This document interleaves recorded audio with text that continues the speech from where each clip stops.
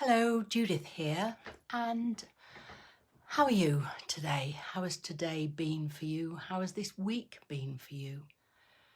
Please remember, or please know now if you hadn't heard it before, that I am offering free half-hour sessions for anybody in this group, or outside of the group if you know somebody who could do with some help, just to give you an opportunity to talk if that's what you need, or give you some ideas of how to manage with whatever's going on with you. And I'm not a clock watcher, so, I'm not going to say, oops, terribly sorry, your half hour's up now, off you go. You will get my full attention within reason for as long as you need. So, just message me. If you go onto my website, then you can find all my contact details, but you can message me from here. Okay then. I hope for most of you that you are coping okay, but I just wanted to drop that in for those of you who aren't, to know that there is some help around if you need it. And I'm going to be talking more about that in lives later this week. What I wanted to talk about today was the other approach that I use for people with anxiety, particularly if they've also got depression, which often goes with anxiety. So you've got the worst of both worlds, really. And that is mindfulness. And yeah, there's a lot of confusion around out there about what mindful is. The definition of mindfulness is very simple. It's being in the present moment. And that sounds really easy, and it is actually quite difficult. So as a concept, it's easy to understand. As something to do, it's really difficult, or can be really difficult. So needs practice. What are the benefits if you've got anxiety or depression with learning to be in the moment as much as is possible and sensible to do? For me, I think that the primary one is that when we're very anxious, we are not living in the present. We tend to be living in the past, worrying about what's happened in the past. And particularly if there's some not nice stuff back there, we often dwell on it and are at risk of still being damaged by whatever that event was, because we spend so much time there, almost reliving it. Or we spend a lot of time in the future when we're anxious, but not in a happy future, not looking forward to, I was going to say holiday, but that's not a good example at the moment, is it? Having a goal, looking forward to doing something, whatever that is. No, when we're anxious, we spend time in the future worrying about what might happen. So we tend to become very aware of all the things that might go wrong. So we don't think, oh, the weather's going to be nice on Friday and it's a bank holiday, I'm going to have a really, really lovely day. We'll be thinking of the worst thing that could happen. And, I don't know what that is for you if you're listening to this. But we tend to be thinking about what might go wrong. And if stuff has gone wrong in the past, then we are even more afraid that it's going to happen again in the future. So we're not actually living, because the only place you live is in this moment now, not the moment that's just gone or the one that's coming next. This is the point at which we live. This is the point where we make decisions, take action, do things. We don't do them in the past because that's done with, and we don't do them in the future because that's not here yet. So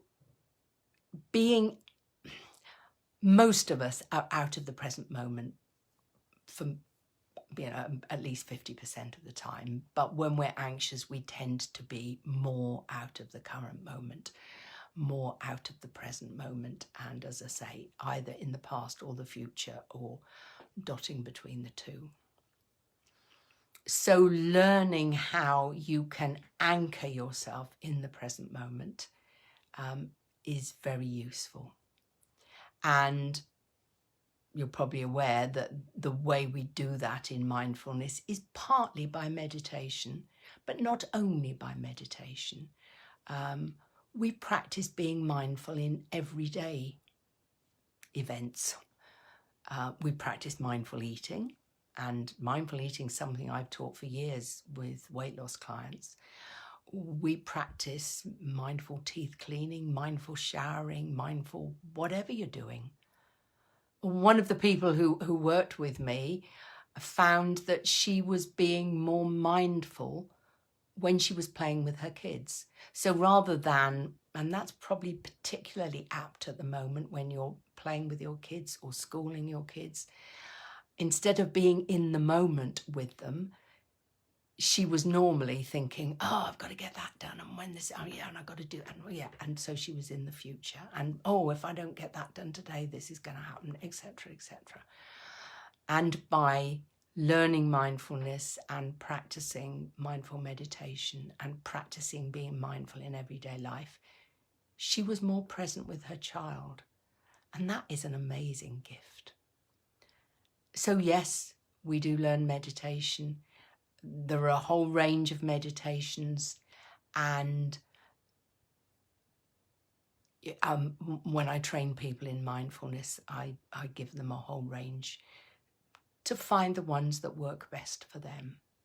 And I give them guided meditations. I tried to learn mindfulness many years ago, where it was a case of just sitting and repeating a word, and yeah, my mind really struggled with that. And I did try for 6 months, but never ever got anywhere. It just didn't suit me. And, you know, we're all different. I find mindfulness does suit me. And so the meditations range from half-hour ones or half hour or so to ones you can do in a moment.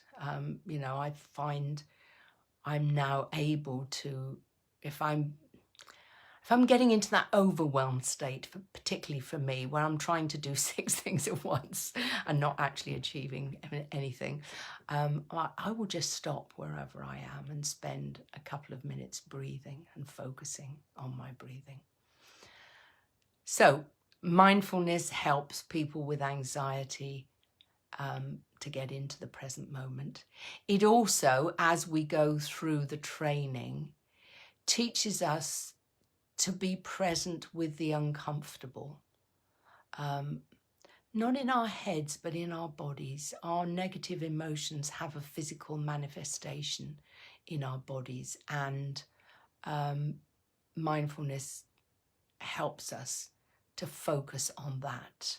And it's totally against all our instincts, because we want to get away from the pain, whether it's emotional or a physical result of that emotion. We want to get away from it. We want to push it away. We want to run away from it. We want to fight it. But actually, the best way to deal with it is to sit with it. But that's something to learn. And right at the end of the workshop, we think about the future, how we're going to keep this up in the future, because that's the only way to get the benefits, and how we're going to deal with a worsening mood in the future. And again, we don't just look at meditations, we look at other practical things that you can do. And you have a plan in place, so that when you feel your anxiety or your depression beginning to creep back, you've got something you can do immediately. And if you tackle it immediately, you can stop it from taking hold and taking you back down to the place where you don't want to go. So that's mindfulness in a rather large nutshell. If you want to try out one of my mindful meditations, then there is one on the website. You may already have listened to it if you went there for the hypnotherapy relaxation recording. So there is a meditation recording also on my website. So again, I'll put the link to my website underneath, and please feel free go listen and let me know what you think. And it's been lovely to talk to you again. I look forward to seeing you again tomorrow, virtually, very virtually in this case. And as always, stay safe, stay well, take care of yourself. Bye.